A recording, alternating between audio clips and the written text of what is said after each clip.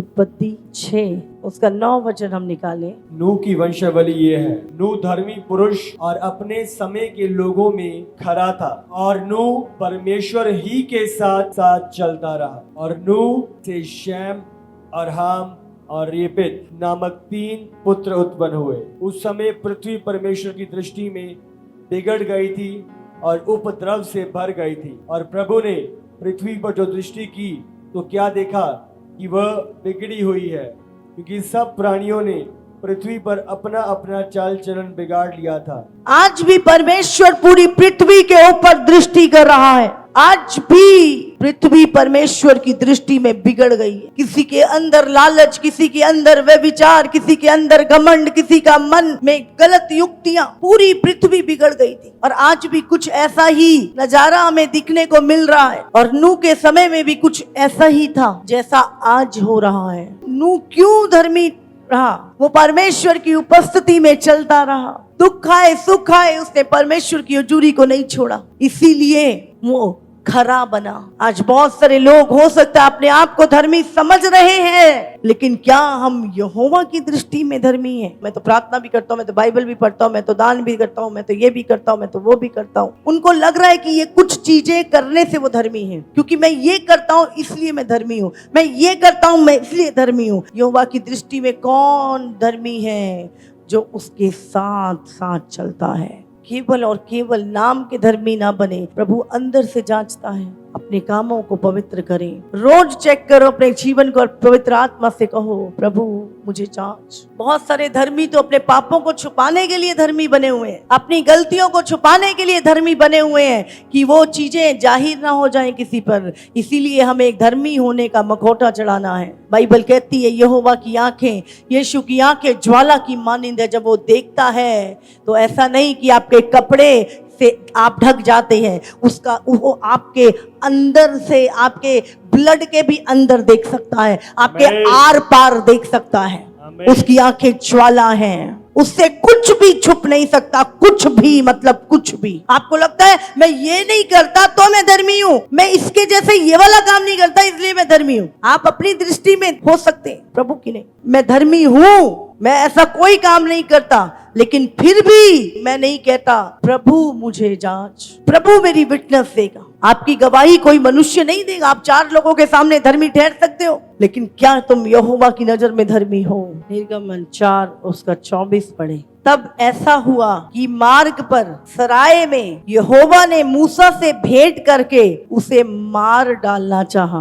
और अगर आप पढ़े, मूसा को परमेश्वर ने पहाड़ पे दर्शन दिया, उससे बातें की, उसको सामर्थ दी, उसको अधिकार दिए, उसको एक बड़ा कार्य सौंपा और वो अपनी पत्नी और बच्चों के साथ जा रहा है। और लिखा है तब ऐसा हुआ कि मार्ग में सराय में यहोवा ने मूसा से भेंट करके उसे मार डालना चाहा। तब सपोरा ने एक तेज चकमक पत्थर लेकर अपने बेटे की कलड़ी को काट दिया और मूसा के पांव पर ये कहकर फेंक दिया, निश्चय तू मेरे लिए लहू बहाने वाला मेरा पति है। एक आज्ञा थी अपने बेटे का खतना कराना, उस समय वो आज्ञा थी और मूसा ने ऐसा किया नहीं।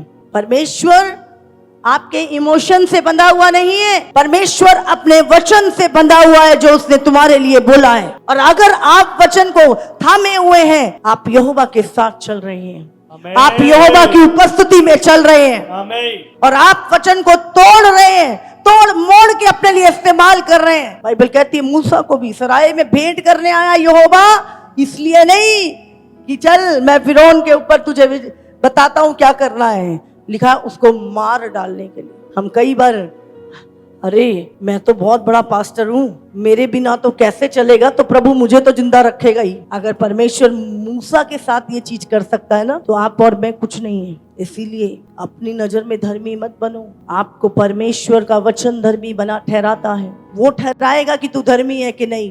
अगर आप खरे हैं, आपका भरोसा यहोवा के ऊपर है और आप डरते और कांपते हुए अपने उद्धार को पूरा कर रहे हो, तो जब विपत्ति का समय आएगा, कष्टों का समय आएगा, महाक्लेश का समय आएगा, तो वो आप नाश नहीं होगे।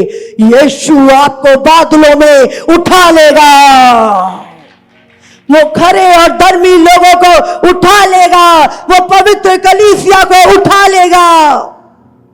और वो 7 साल परमेश्वर के साथ बादलों पे रहेगी। आपकी युक्तियां, आपके धन, आपकी चीजें आपको नहीं बचा पाएंगी। एक महामारी आई 20 लाख, एक महामारी आई 5 करोड़ मर गए, एक महामारी आई 1 करोड़ मर गए। इसलिए मत समझो तुम्हारी युक्तियां और तुम्हारी चीजें तुम्हें बचा लेंगी। अगर बचाएगा, अगर आप उसकी दृष्टि में धर्मी हैं, खरे हैं, प्रभु से प्रेम करते हैं, प्रतिदिन उसके भय में चलते हैं, कोई आपको देखे ना देखे, प्रभु की नजरें हर समय हर वक्त तुम्हें देख रही हैं।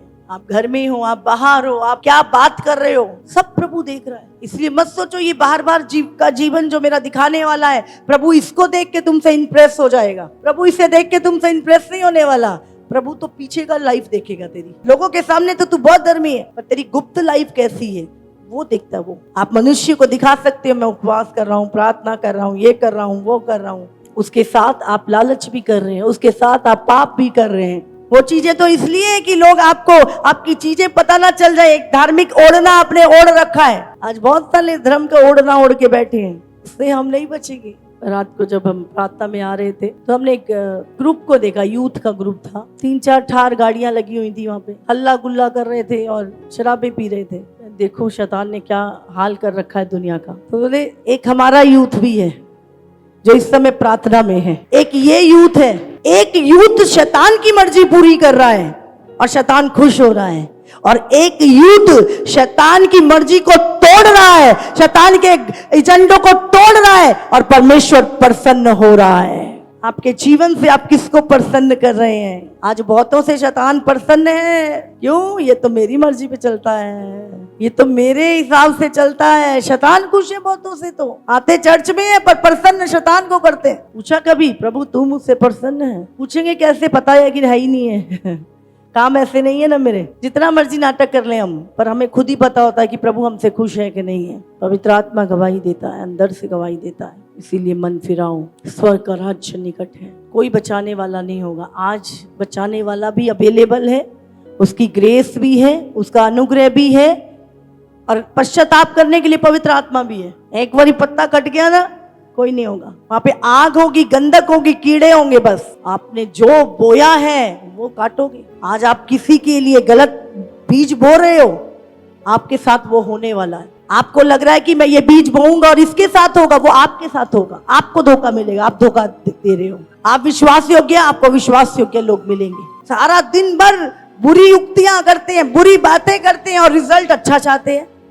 हो ही नहीं सकता, हो ही नहीं सकता। जो मनुष्य बोएगा वही काटेगा। आज आप किसी का लूट के भाग रहे हो, कोई आपका सारा लूट के भाग जाए। आज आप किसी के बोझ को उठा रहे हो, कल को कोई आपके बोझ को उठाए। सीधे सीधे मन से परमेश्वर के साथ चलते रहो। ये कर लेंगे, वो कर लेंगे, वो बन जाएगा। कुछ नहीं बनने वाला। जब तक ऊपर से ना दिया जाए कोई पा नहीं सकता। जितनी भी युक्तियां लड़ा लो तुम, और जब परमेश्वर की ओर से चीजें रिलीज हो गई, कोई रोक नहीं सकता। इसलिए उसे प्रसन्न करो। अपनी दृष्टि में धर्मी मत बनो, परमेश्वर की दृष्टि में जांचो अपने आप को। नू चाल चलन मेरा बिगड़ा हुआ और मैं धर्मी समझ रहा हूं अपने आप को। हाँ, बाइबल कहती है सबके चाल चलन बिगड़े थे उस टाइम पर नू को परमेश्वर ने धर्मी, वो प्रभु के साथ चलता था। आज आपको कोई नहीं देख रहा। हो सकता है आप दुख भी उठा रहे हैं, फिर भी आप प्रार्थनाओं में बने हुए हैं, आप अपनी पवित्रताई के जीवन में बने हुए हैं। कोई आपको नहीं देख रहा, कोई आपकी तारीफ नहीं कर रहा। आपको लग रहा है आप दुख उठा रहे, चिंता मत करो। एक दिन आएगा जब यहोवा आपकी विटनेस देगा और कहेगा नू जैसा खरा व्यक्ति और मेरे साथ मेरा भय मानने वाला इस संसार में और कोई नहीं है। जब यीशु मसीह आया, बपतिस्मा लिया, 30 साल वो एक अधीनगी में चलते हुए, शैतान की हर युक्ति को हराते हुए, एक टाइम आया जब पवित्र आत्मा उतरा। परमेश्वर ने कहा ये मेरा पुत्र है, इसकी सुनो, ये मुझे अत्यंत प्रिय है। हालेलुया।